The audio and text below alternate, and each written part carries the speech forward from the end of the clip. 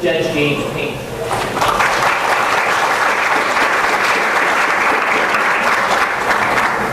Say that for after the presentation. I'm actually blown away by this. I can't tell you, and I've done this for quite a while. I'm talking to my father. This may be the largest group I've ever seen.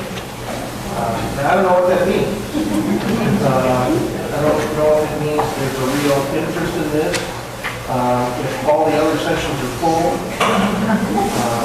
But I'm so pleased to hear this because this is a big passion moment, the issue of phosphorus. And part of it comes about because I was the perpetrator of this phenomenon when I was on the bench. And although I never know when he gets the problem,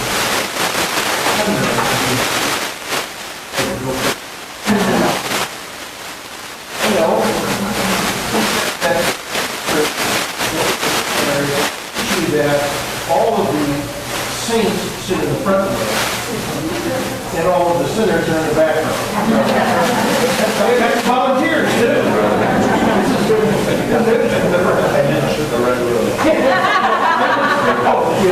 I need the rest.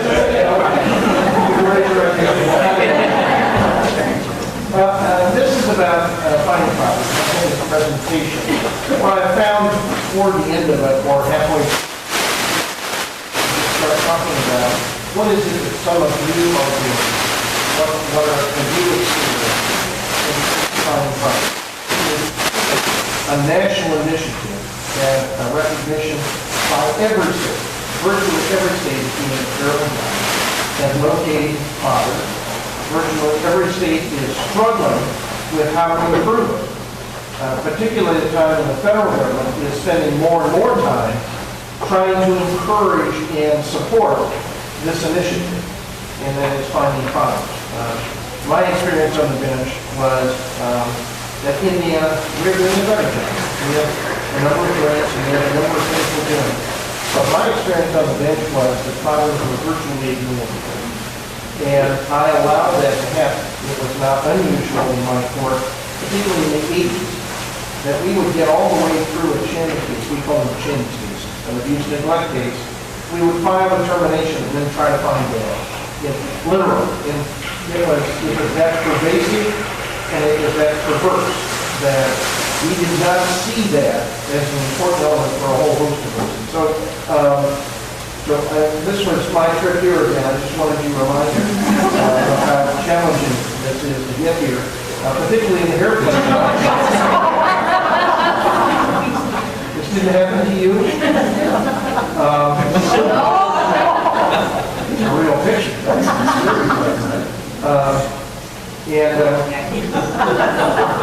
So it was very comforting to get here. But the goals are to talk about what does the national data show. Talk about relatives, not just fathers, but relatives. And what happened to this? How did we lose sight of the importance of that individual, that person in the system, and who needs some tips for judges on what to do. And then if you're not so offended by the time I'm through, I'd like to talk about the culture of bias. That came about in my experience. There's a case in Florida that I'll tell you about, but it points out that there really is not just an issue, that it is a culture of bias, and overcoming that is important for children. You've heard about trauma-informed care and all that, and as you talk about evidence-based practice, you see the data. Part of the thing that I want to accomplish is to convince you that fathers are important and the data. But then we'll talk about that. So some of the things are just to spur your interest. Make sure you're still awake, that you're not too much looking forward to the 5:30 session. I just love this one. Who does this stuff, right? So if I have the right presentation, there'll be some of these sprinkled throughout, just to see if you're awake. Nothing to do with the presentation. But I don't know about you all, judges, but I find that you don't have a sense of humor in this field. it's a tough field to stay in. And we don't want to, as my wife says, my humor is always at someone else's expense. So we need to be careful, but it's good to laugh. So let me talk about some of the data and trends. And it's important to understand where we are in our child welfare system. The initiative of the federal government, the initiative of the data experts is to look at what we're doing with children and families. And you've heard it over and over again so far, and that is reduce out-of-home care, reduce involvement in our system. And what this graph shows is that there are 135,000 children, fewer children in our child welfare system nationally than there was 14 years ago. The goal of several foundations is to reduce foster care by 50% by 2020. From that figure that we had a number of years ago, over 525,000, we're down to that far. This one shows who comes into our system. And it's interesting to me that this is not a flat line. This really dips. And what it really shows, we have picked in Indiana 0 to 6 as the important age group that we want to address. And I'll try to tie these together. So when you look at this, if you were to add the numbers up of 0 to 6, they would by far exceed any other six age groups that you talk about. Which means that we have a greater responsibility to look at that 6 and under group. In India, 51% of the kids in our care are 6 and under. And so it tells us a whole lot about who's coming into our system, who's at risk. And when we talk about fathers, when we talk about extended families, when you bring them into the mix, it doesn't mean they're there for 2 or 3 years. It means they're there for 10 or 15 years. It means that you have the possibility of expanding that support network that our children all need to be successful. In the system that we have adopted in Indiana, we want to talk about the informal support networks that exist for children and families in crisis. So that when I have a crisis and my car doesn't start, or I've got a flat tire, I call AAA.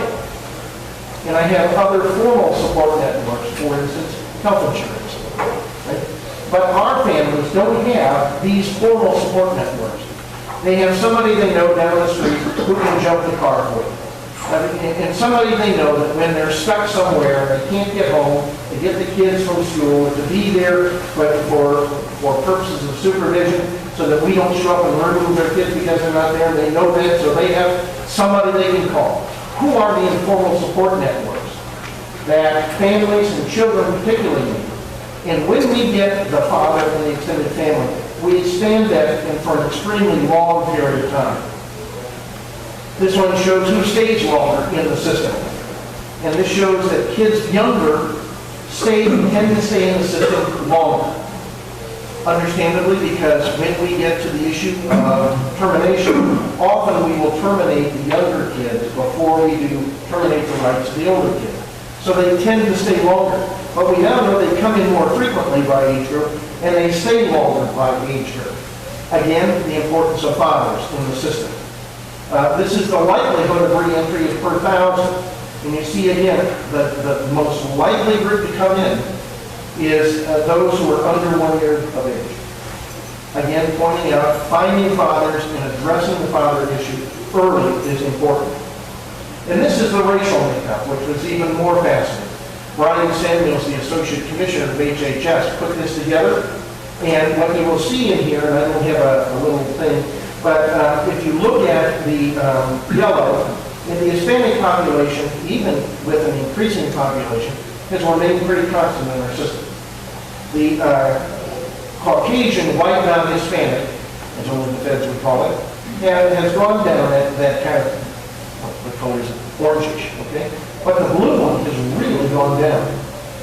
And that is the African-American population has really gone down. So this whole issue of discussing, and his point is, the issue of discussing disproportionality over the last number of years seems to have given some benefit. In his mind, in his discussion, when states and federal governments talk to each other, communicate, and purpose to do something, we have an impact. We've been able to reduce minority population, the disproportionality, in a fairly significant manner. So the question is, can we do that same thing with fathers? Can we improve our CFSR? Can we improve our data with that? And this final one, more children are moving out of the child welfare system and fewer are being brought in. So when you look at the blue chart, those coming in, and you look at the orange chart going out, you see for the first time, just a few years ago, more kids are leaving than coming in. So again, when there's a partnership, when we talk about it, when we acknowledge that there are things we need to address, we have the opportunity and the result that we can impact that. So we've been able to reduce disproportionality, we've been able to reduce the number of children coming in, increase the number of children leaving. So with this dialogue today, I hope that when we're through, you will move forward in your teams, you will move forward in your community, you will challenge yourself, and as I generally say, you are the leaders, you're here. There's a real intention that we all, that we get these things and we take them back to where we came from, and then we set them somewhere and they look nice for a while. And I would encourage you to take these materials back, copy them and pass around to your associates, to your friends, to the people you know. Use these. Don't let them sit somewhere. Take this information back and use it. This is a report about gangs from the Urban Institute.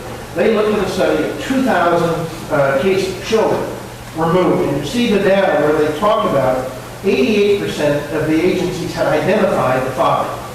We can identify them. We have the tools, we have the resources, we have the technology to identify them.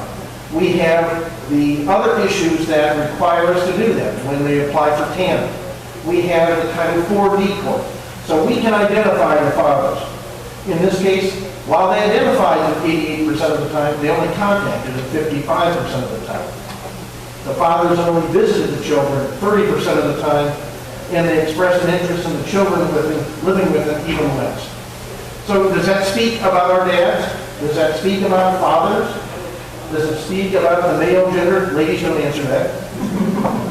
Or does it speak to the fact that our system really doesn't make them feel welcome, appreciated, that they have a voice, that they matter? So, but it is interesting, this research that shows we can find them. Now what do we do with them? How can we change the culture and environment? The systemic issues are pretty clear. It has been stated over and over again, there is a bias. It is the most widely researched area to fathers participating. I know, I don't know, I didn't ask who you all were, but I'm going to assume there are some case managers. And I can recall sitting on the bench, Debbie, maybe you heard this too, sitting on the bench and asking where the father is. And guess what I heard more than anything? Oh, there isn't a father. Read that. Case manager, have you heard that? There isn't a father. Now you know there's the rest of that sentence, right? There isn't an involved father. There isn't a worthy father. There isn't somebody we want to get. He's in prison. We could go on. But the statement that there isn't a father is a compelling understanding of the culture that exists in this problem. Where caseworkers were found to require fathers demonstrate their connection to the child, where we assume that with the mother. We assume the mother's connected, involved, engaged in them. Fathers, on the other hand, have to demonstrate that. Well, you know, so when we find fathers and they say, well, what has been your contact? For a variety of reasons, they will answer that. And so understanding the systemic issues about that. We often, the system focuses on identifying and locating at the very end of the system when we should be doing that at the beginning. And that failing to make ongoing efforts to locate the missing parent is not in our best interest as a system, and it certainly isn't in the child's best interest. So does it seem like you have heavy caseloads? One of the arguments I heard over and over again, I'm working with the mother. If I have to work with the father and the paternal grandparents, it doubles my work. So we all have high caseloads and a heavy load to carry. The question is, what do we do about the caseload when we think about fathers and relatives and the paternal relatives? One of the biggest challenges is this. The apple doesn't fall too far from the tree. Now, maybe you don't have a lot of apples here in Nebraska. And in Indiana, we do. And I recall being at a legislative session where we were talking about this in the early 90s. And a judge friend of mine testified before the legislature, he won't place children with fathers because the apple doesn't fall too far from the tree. Doesn't place them with relatives and doesn't place them with fathers. And we listened to that and thought, is that true? So the question is, what do we talk about when we talk about mothers first? First of all, myths. That most kids need to return home to the moms. That's a myth. That reunification means returning the child to the parent who we removed from. That federal law requires placement back with the mother. And that agency policies state that they must work toward placement with whoever we remove first, and if that fails, then we change. Those are myths. None of that is true. It is a perception. But no law says that. In fact, the federal law, as you know, was changed in 1997 with the Adoption Safe Families Act to say we are to be concerned about the health and safety of the child. Health and safety only. But state policies don't prefer moms. Laws require this health and safety that I talked about. The question is why we prefer mom if the incident that we caused, that resulted in the removal, doesn't that say there's more likelihood that there's danger there or problems there than with a non-involved father? We want to look, but we shouldn't prefer that and say that exists in every case. And if that has no negatives, and we'll talk about a couple of cases, if that has no negatives that are identified, then what do we do? And in most cases, frankly, we still approach father as if he is the offender and make him try to prove his value. We should put them on equal footing, and we should treat them fairly. The advantages to relative care are pretty significant. They've been researched. The data comparing a relative father and father's family placement is pretty clear. That more children were within the same placement for 1 year when they were placed with a relative, father or father's family or mother's family. 82% versus 65%. More stable placements. Fewer changed schools by far, 63% versus 80%. More children liked who they were with when we consider father and relative. More children wanted their current placement to be their permanent home, 61% to 27%. And more children felt they were always loved. Those are compelling reasons to look for father and father's relatives as well as mother's relatives. Safely home family first. How do you look at keeping a child safely at home with the resources and the services? And I know that's a huge discussion here in Nebraska, as it is in many states. It is not just leaving kids at home, it is leaving them home safely with services. But the same thing is true with a father who was non-custodial and with a relative. How do we make sure that we place in that home where, first of all, they're more likely to be in the neighborhood and remain in the school, or to be able to have transportation to a home school if they're out of the home school environment. The issue of McKinnon-Vindey, as many of you know, a federal law that requires that children have the right to remain in their home school even when they're removed. In many states have put into statute that school corporations are required to provide transportation when children are placed away from home, even with a father, non-custodial father or a relative, to provide transportation. In Indiana, we have that in statute. But looking at relatives, even where that is not possible, looking at relatives, dads, or others who will transport to a home school helps with the educational consistency and follow through with that, maintaining that network. One analysis showed that half of the children placed with relatives never changed that home during the stay. In foster care, where 80% placed with non-relatives had one or more placements. Again, supporting finding fathers and looking at their families as possible placements. Children in foster care express a desire to be with siblings, and often that can happen with relatives, and adding fathers to the mix expands the population and expands the possibilities. And it shows that children are more likely to live with siblings if they're placed together. So there was a time in our history when fathers were in charge. It was a different time, I know.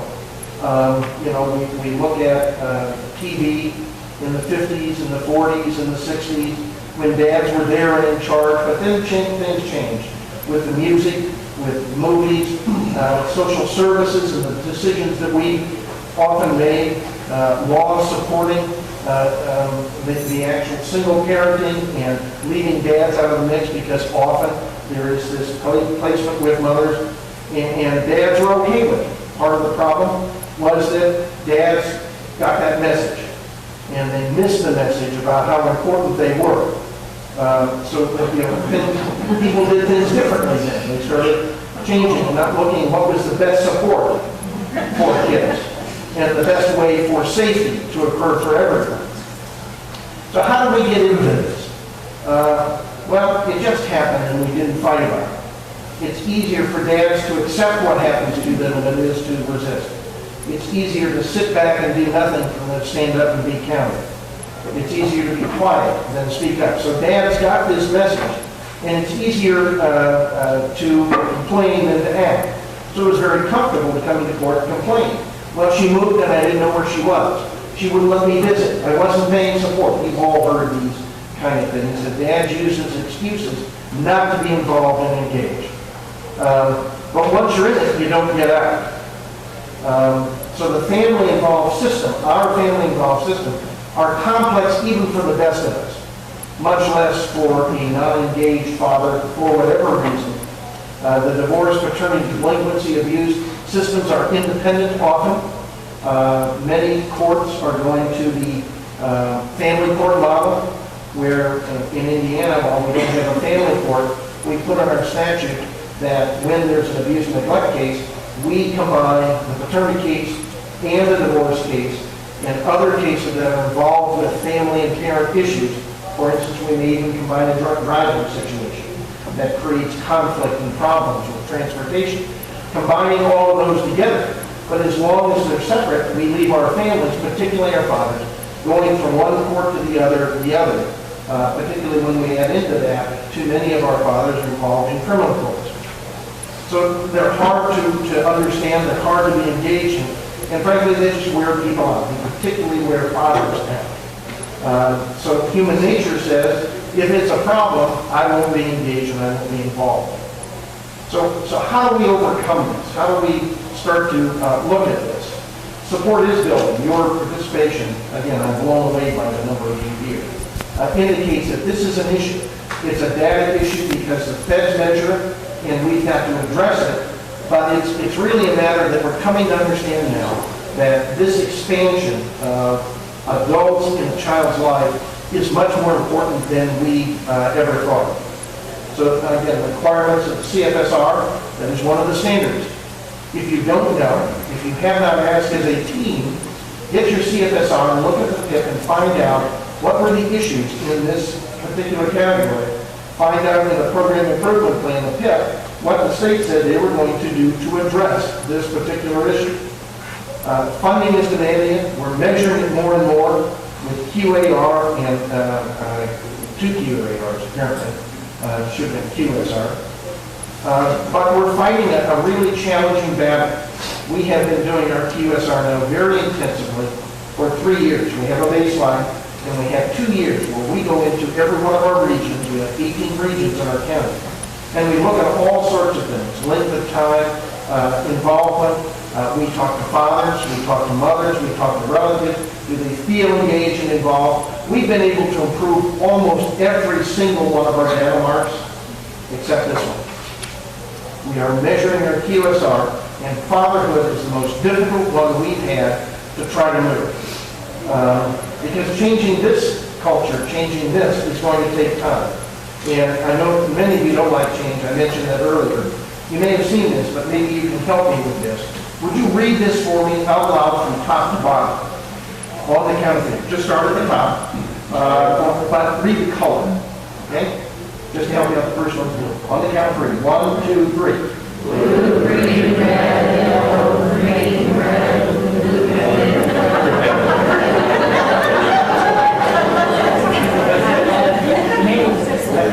That was like my basketball team in high school. Look for us to start off slow and then taper off.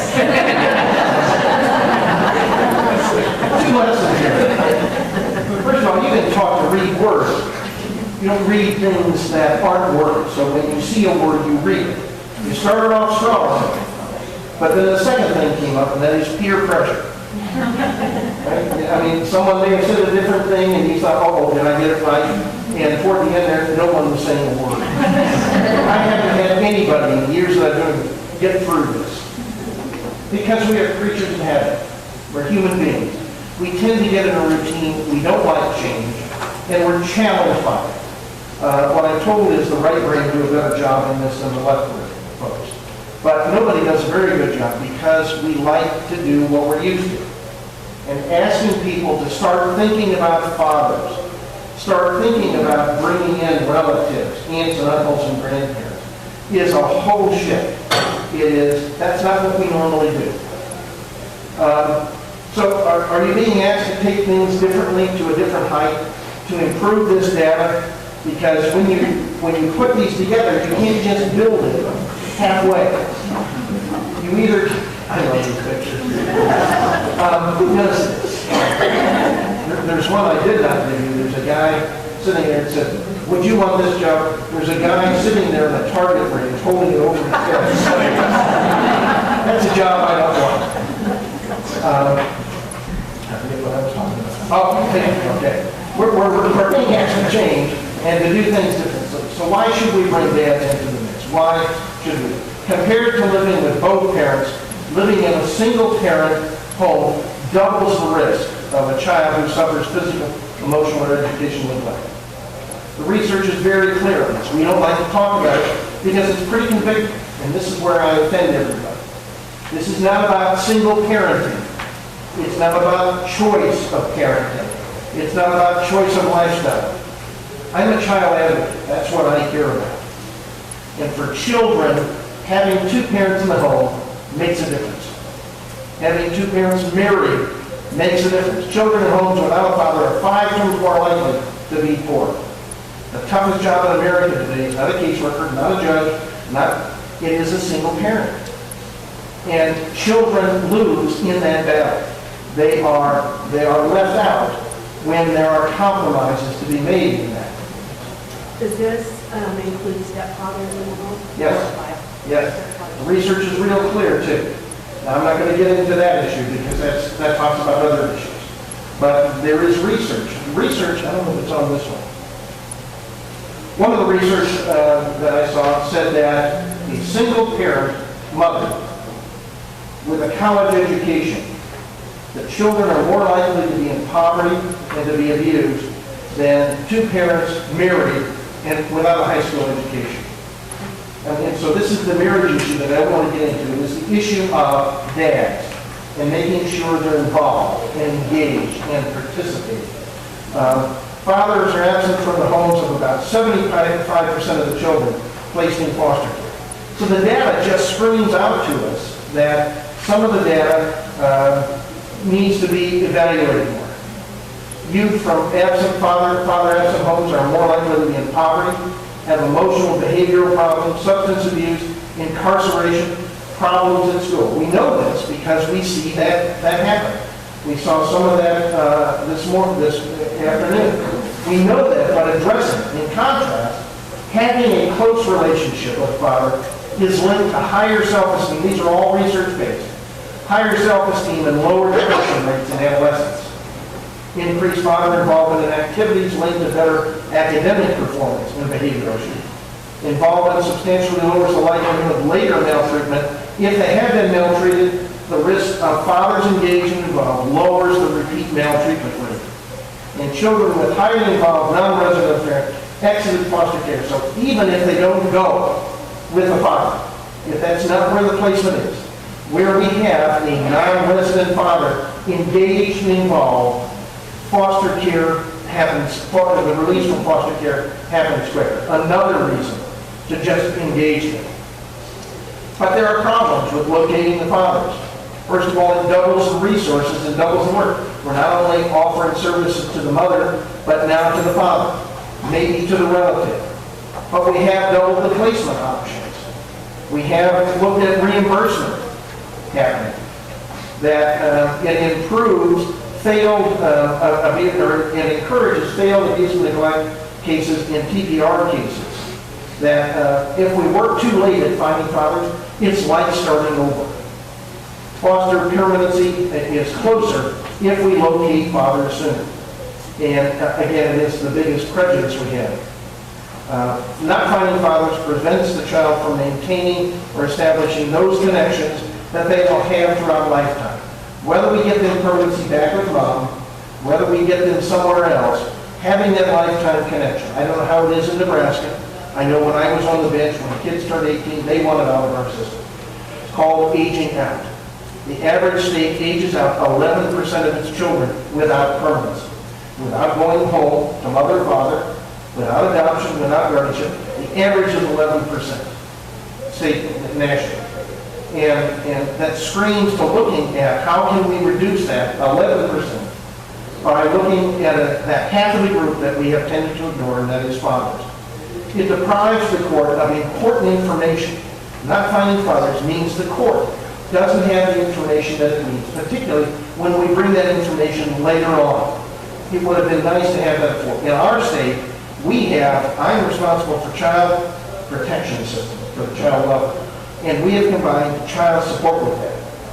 And the concept is that if we can provide, this 75% of our kids go back home to a parent.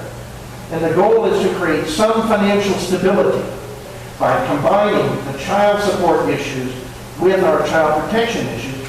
So those 75% who go back home, we've established paternity, we have given a support order, we're ensuring collection of that stuff, and following that is the engagement of fathers in the extended family.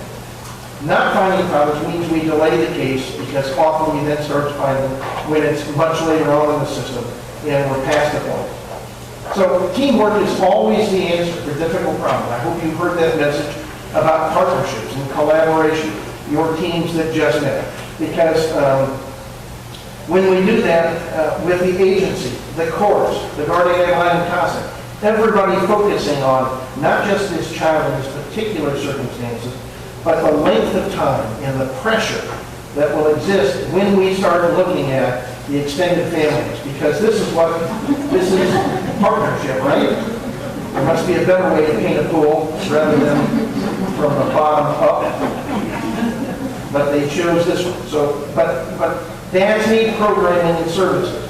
And often, it's bad parenting. We don't know what it is. Oh, now stop that. These are real pictures. Interestingly, I gave this talk somewhere, I think it was in New York. I used this picture. Someone came up later on and said the person who took that lived in their county. And they actually rescued all of these veterans. Yeah, I thought you did. But this is what we do. We lead people in the wrong direction. We say we're going to care about kids, we're going to help children, we're going to preserve families, and then we have traditionally left out half of the family. So this is as much about us as it is Mother Duck Day. And what kind of programs do we have for dads? Well, I was at a national meeting not too long ago, and one of the discussions that somebody presented, I forget where they're from, what they want to have is a parent-child residential drug treatment program for dads. Right? Do you have one in Nebraska? Only moms. Right? We don't have one in Indiana. Our goal is to put one in place. We don't know how often it will be used, but we don't even think about doing the same things for dads that we do for moms. But there are programs that can wrap around and specifically address the issues of fathers and the extended family. Multi-systemic therapy. We heard about adverse childhood experience and looking at those experiences, not just for the child, but the adults in that child's life, the 25-year-old single mother, the absent father. How do we look at what were the problems in their childhood that maybe weren't addressed because we didn't understand fully trauma-informed care or implementing evidence-based practice? Can we put those in effect now for this adult? And there are programs of it. The highest indicator of high school graduation is third grade reading. So as we bring mothers in, as we bring fathers in, should we ask the system, whether it's the therapist, the counselor, the case manager, probation officer, the judge, to say, I want to report on third grade reading. If you're dealing with education issues, start early. Third grade reading is the greatest predictor that someone is going to graduate or not.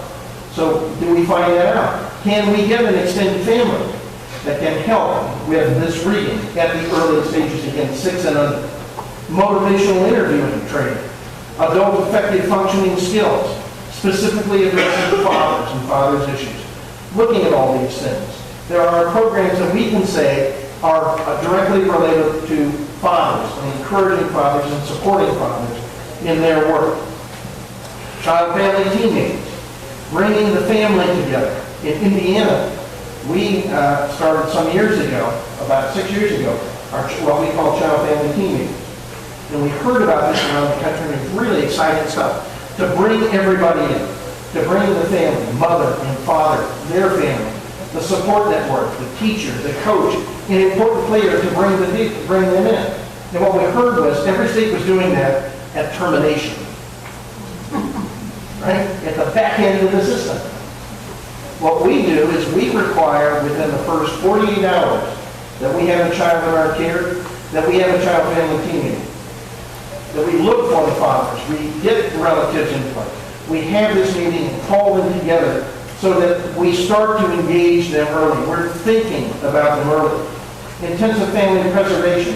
At that point, before we're engaged, before we may not remove a child, we can implement intensive family preservation so that there is support for the family, and we require our intensive family preservation traditionally to go to work with mom.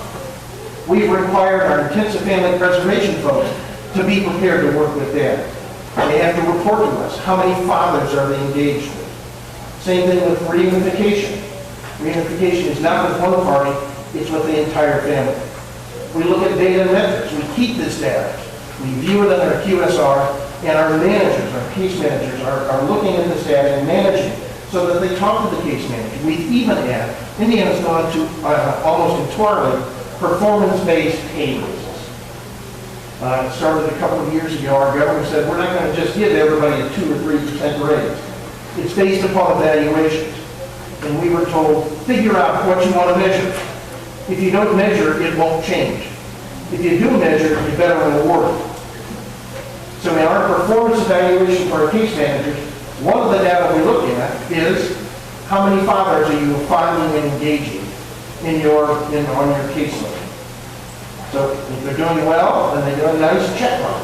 Last year, this was really cool. Last year, Indiana has a good budget. We have a $2 billion surplus. And last year, if you ran outstanding in July, everybody got $1,000 after taxes in that paycheck. And then the next level was $750 and the next $500. But the key here is not how much, although I didn't get any. I just thought I'd point that out. That the key is to find out what's important, measure it, and talk about it, and then reward it. And it's not enough just to say, this is important, we're going to measure it. You have to do that next step. So talk about child development issues. We heard a little bit about that today from Dr. Osefsky, to talk about this and to make sure fathers are aware of it, how they're important. And again, aging out below, you've heard over and over again, you know about the child's sense of time, that's the mantra here, right? And then talking about permanency and how we address that with dad. So, some tips for judges and the agencies, because you can't have one without the other. They go together. Agencies play the first role. So when we get a phone call, we go out, it's our responsibility to start what we should do. That's safety, and then all sorts of other things. And we have to be good at what we do. Agencies have to ensure that they're looking at fathers. Judges have to know the agency's policies. What is the agency policy on looking at that? We have in our policy in Indiana that within the first couple of hours of engaging with a family, they have to go online. We have a site. They can go on and check the Bureau of Motor Vehicles, jail records, DOC records. We even have hunting and fishing license records. We find that's a big thing in the state of Indiana, the southern part. We found that if you start to threaten someone's hunting or fishing license, wow, it's like picking up the dog and taking it to the pound. But they have all these easy tools to check. It takes 2.5 minutes to check for somebody. And implement that years ago, and it wasn't being done. So if a judge were to say at the first hearing, now, what have you done to find father? Oh, well, there is a father. You know where you start talking from, right?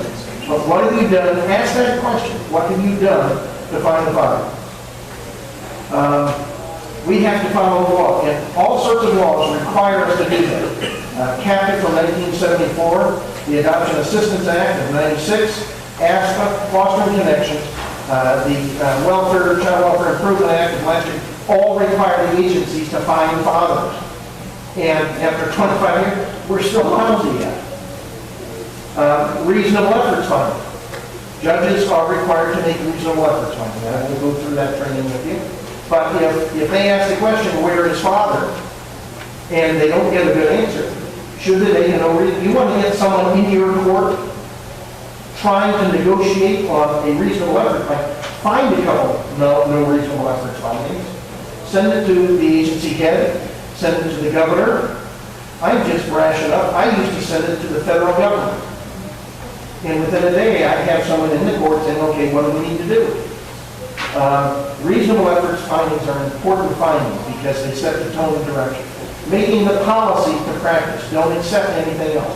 When the practice and the policy don't meet, change one of them. And every policy that I know of, and in Indiana, our policy says find dads. So if we're not, what are we doing? We're not following our policy. Actualize the practice, don't formalize it. So often what they'll do is go in and open the website, I'm told, and check a couple of things and not complete it, say I couldn't find it. Where if they did all of it in 2.5 minutes, they would find the father. Look at child well-being. If you don't know, this is the latest initiative of the federal government. They sent out what the federal government calls an information memorandum in March of this year. A 21-page document, information memorandum on well-being. The feds have always talked about safety and permanency, and they measure that through the CFSR and other things. Now they're talking about child well-being. That is education. It is safety and permanency rolled into one. It's health. It's mental health. Now they want us to define child welfare, well-being, and then measure that. So there's an information at 21 pages, a brilliant information memorandum. It's just brilliant because it talks about all the things that we should be doing to say when a child came into our care, are they better off than they left? What have we done to improve health and mental health and education, their sense of relationship, their understanding of the importance and responsibility that adults have to them and their responsibility later on so they can be a success. They're going to start measuring that. October 4th and 5th of this year, we're going to have a 2-day conference in Indiana where we've asked experts from around the country to come in and talk about and really spend time talking to us about trauma-informed care, evidence-based practice, relational syndrome. I didn't know what that means. But relational syndrome means that when we remove a child from a mother, the smell of her perfume, the taste of the food, where they sleep, who they play with, where they go to school, and we place them in a foster home with a new smell and a new taste and new rules, we've torn that relationship apart. But we solve that because once a week for an hour, we let them go back to this relationship. And then we find a relative, and we place with a relative with new rules and the issue of relationships is that when we tear apart those relationships and don't build a good sense of relationships, is it a wonder that our kids in middle school or high school don't understand peer relationships, intimate relationships, adult relationships, work relationships, and so the issue is understanding the importance of relationships in this whole issue of child well-being, and that also talks about understanding male and female relationships. Understanding how to relate to a father and relate to a mother and how they relate to each other. So, and one of the things is we're creating liability that we don't fully understand. The Pennsylvania case. Here are the facts of the Pennsylvania case. Some of you may want to close your ears on this. This is way too convicting. Pennsylvania removed the child from mother, placed the child somewhere else, 3 months later, the child was dead in that home. They notified father of the child's death because they looked for father there. Father lived 3 blocks away. They never looked for him. He sued and got a $16 million verdict because the agency's policy was find dads. The state law said consider relatives. Judges have to ask. Everything in Pennsylvania was probably pretty much like you in Nebraska and us in Indiana. But we don't always do those kind of things. In Pennsylvania, they are clearly working on fatherhood initiatives now, at their agency level and every level.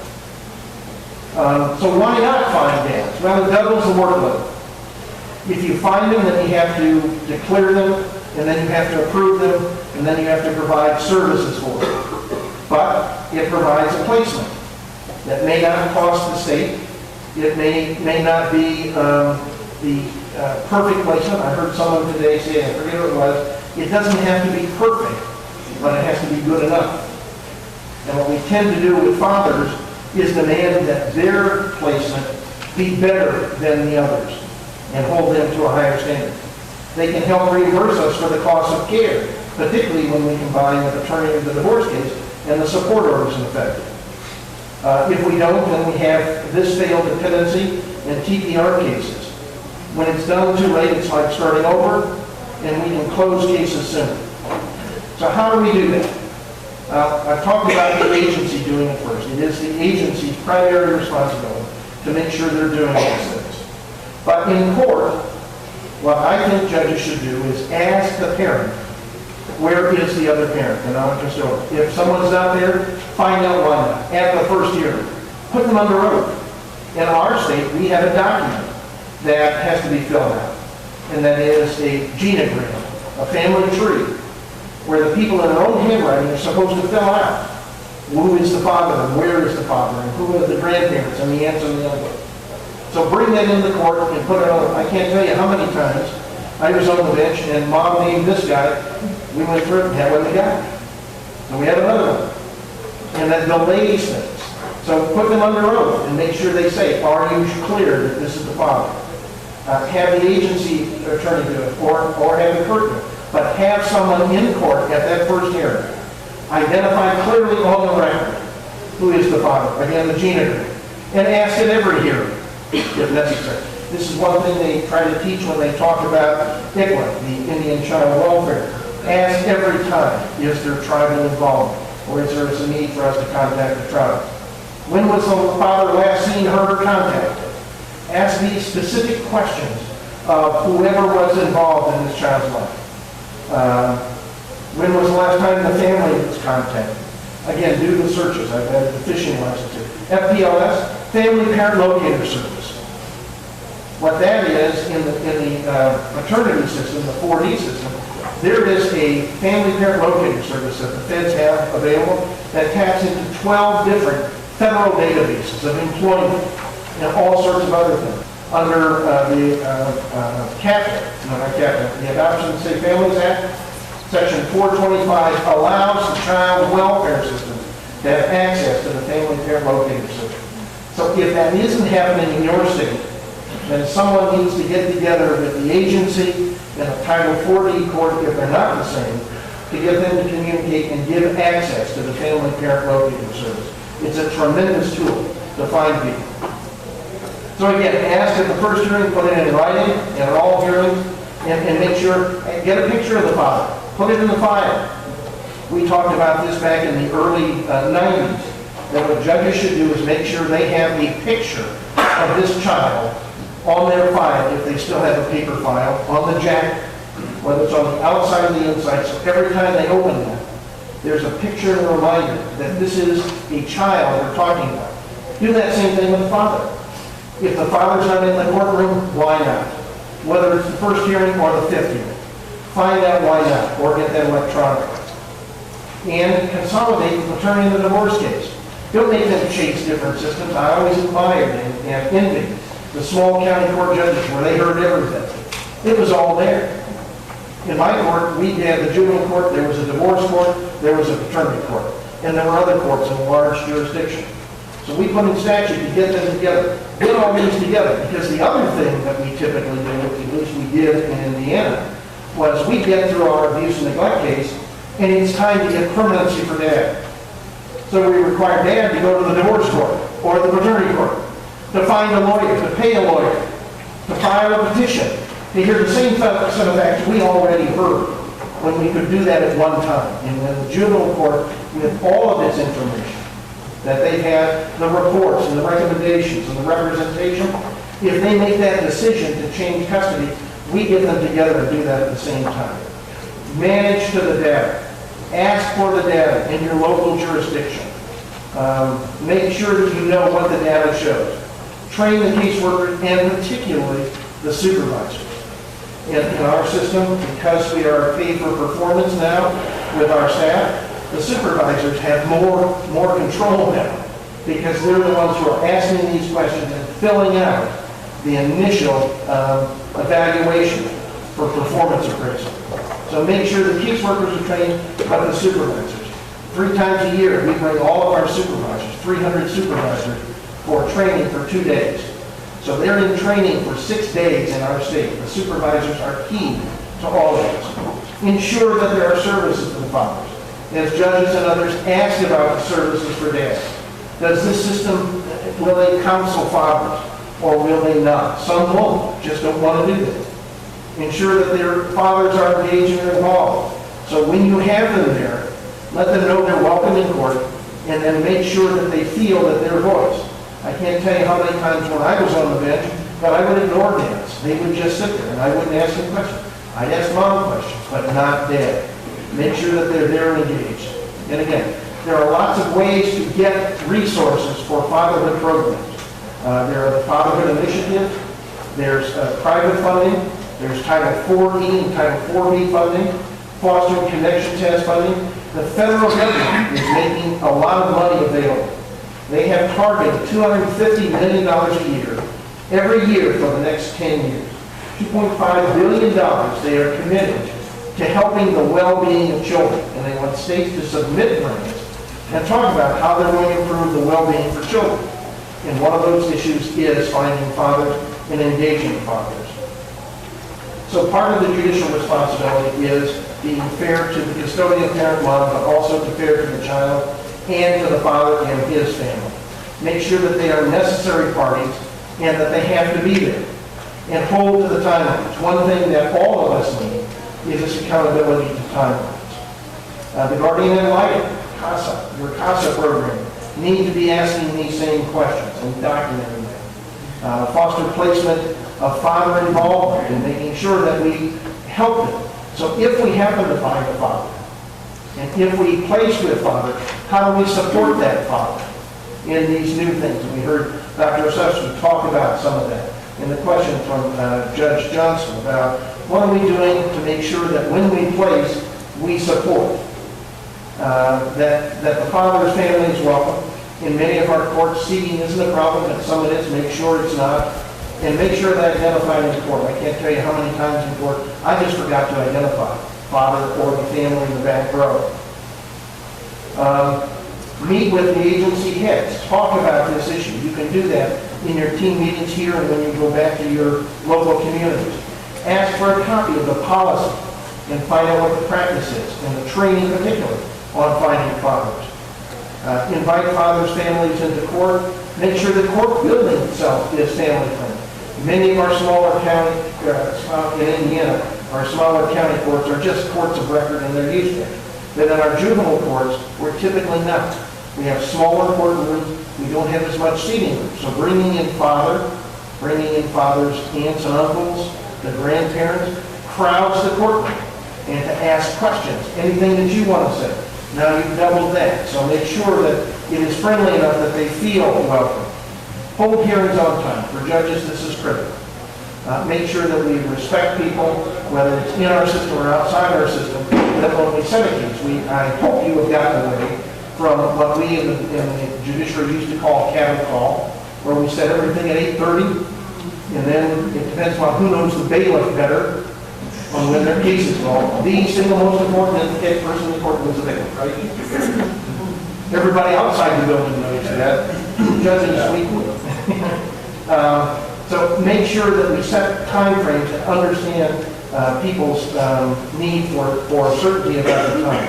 And again, work with the 4D fraternity courts and divorce courts. So let me talk about this culture of bias. And I think we're okay on time. This is challenging and complex, so I want you to understand that I understand this culture of bias that exists. Because, does that look like your courtroom? Came from a Florida case.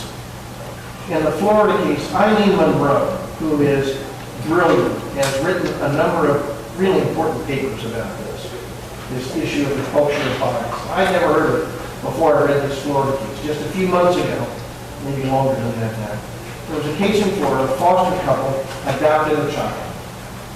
There were some issues and concerns about the placement, but they allowed in that court, in that county, the adoption to go forward. After the adoption, there were some questions that were raised about the placement. The agency had been called a couple of times, went out there, and really gave it a cursory view. There was a final call. The agency went out there. It made some pretty serious allegations. I read that. The agency went out, didn't see the child, just asked the foster parents. They said everything was fine. 2 days later, that child was found horribly beaten to death, 8 years old, and thrown in the back of the pickup truck as they were hauling the child away to dump her somewhere. Now, there were criminal charges filed against the adopted parents. I don't know that I found the results yet, but there was a grand jury investigation into the case. And they wanted to know, how could this happen? There were all sorts of triggers and concerns before the adoption. There were concerns and triggers after the adoption. And what they talked about in the grand jury report, which is fascinating for me to think that I would learn about this as both a former judge and an agency head from a grand jury. But they said in this case there was a bias of trust in the system, that the system will do the right thing, that we license these foster families so we presume they're good, that when we do the adoption, we presume they're good. So we understand then that there's a bias of the decisions that we make. Eileen Monroe in her talk talks about that in situations where a case manager goes out and they got a call about a very difficult situation, a dirty home, some drug issues, you could name your set of facts. And they go out and they approach it with that in mind. They approach it based upon the complaint or the allegations. And that's the mind, the human nature. That's the mindset when they go in. And when they make that decision, they've already started the bias about what the issues are. It may be complicated more by single parenting, by race, by gender, by location. You know, this is a neighborhood kind of thing.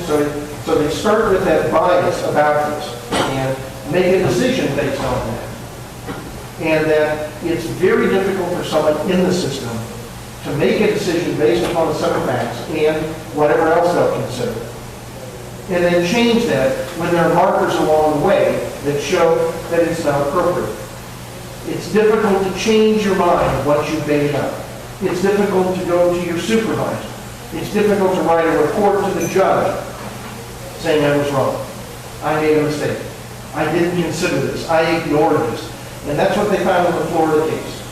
That they have all sorts of markers that they ignored because the bias was to trust the decisions that were made, not just by that individual, but by others in the system. And that's the culture of bias and the culture of trust that exists in our system. So while it's difficult to discuss and very uncomfortable, it is prevalent and pervasive. And it is debilitating. It is debilitating to those who approach that with that mindset, and it's debilitating for those who are subject to that mindset. That because I live here, or because of other circumstances. And the issue of fairness and equality of service. One of the most difficult cases I had when I was on the bench in 20 years was a family where They had adopted a child. Mother decided this child, as a teenager now, was a little bit difficult. So her conclusion was to help the child by having sex with him. Which seems odd, right?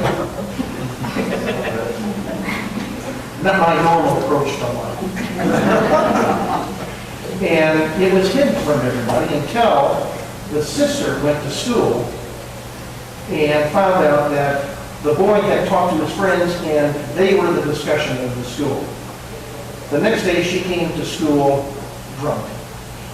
And because of that, the school tried to expel her. I got her because she was charged with an offense of being drunk on school grounds. And when I found out the facts, the question is, can't we provide this child some help? And the fact is that there were enough markers along the way that somebody should have done something, but this bias, this prejudice that exists, both the mother and the father were pediatric oncologists. You can imagine the neighborhood they lived in. And so it applies both ways, that we ignore things that we shouldn't ignore, and we take into account things that we shouldn't take into account. And so the issue of quality, equality, and fairness, but most of all, the issues of taking care of children and making sure they're safe. So what do we, yeah? You said this woman who's written the paper was Eileen, what was her last name? Munro, M-U-N-R-O. She's from England. And she's written a number of papers going online, and they are terrific papers about this whole issue of the bias that we have with casework. This is she does the research about casework and the child welfare system. So I'll just leave these to you, since I know we were under 15 minutes and they're almost through, and you don't want to be last.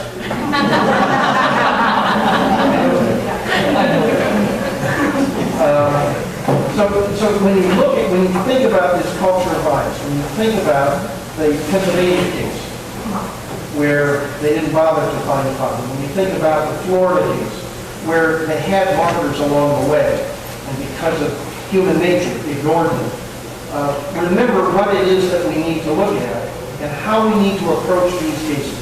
But part of that culture bias is against fathers and what we do with fathers. Now, there are guys in this room, and I'll speak out all of us, right?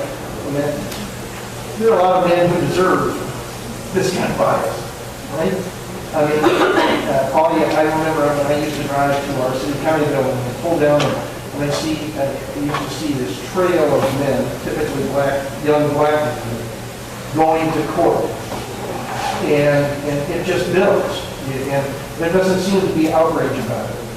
But if you've ever attended a conference where they have fathers on a panel talking about that, I've been nationally to a number of those where fathers have talked to a person. What they talk about more than anything else I can tell you or remember is how they were ignored and mistreated by our system. Now, they may have been in prison, they may have been on drugs, they may have been a lot of things, but they've never been given, in many cases, that fairness and that opportunity to express their opinion and try to change. We, as a system, have not really done that.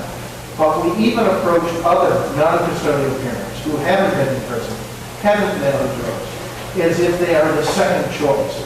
And for children, I think we need to elevate them and have a balance about that. And to ask those questions. Where is the father? What are you doing? What support can we give you? Let's get someone out there and look at your home. Where are you living? Remind that the judicial role is significant in this. I don't mean to say if only agency still needs to be good in what they do. But it is a balance in all of it. So can we dig our way out of this? Does it seem sometimes like it's overwhelming? The caseload, the problems? I mean, as Judge Johnson and Joyce Huss, who kept adding facts to that. That wasn't a line for what you don't visit. It is amazing what human beings will do. So how do we, is there right at the end of the joke? We're going to end on a high.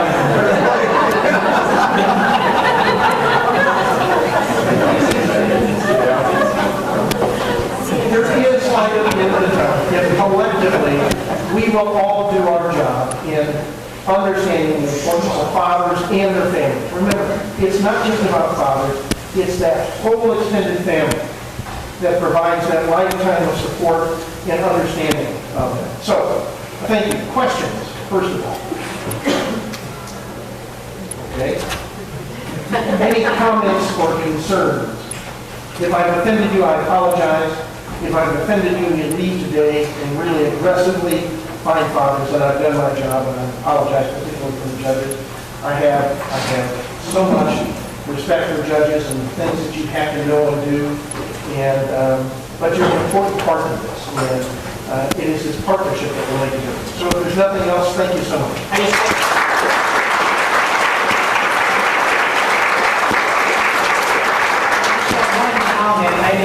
This came to my attention, it's exactly 1 year old today. How many are familiar with 43.13.11.01? So within 30 days after removal, the department is to notify all non-custodial parents, grandparents, adult siblings, aunts, uncles, adult cousins, adult relatives who justify the child's parents.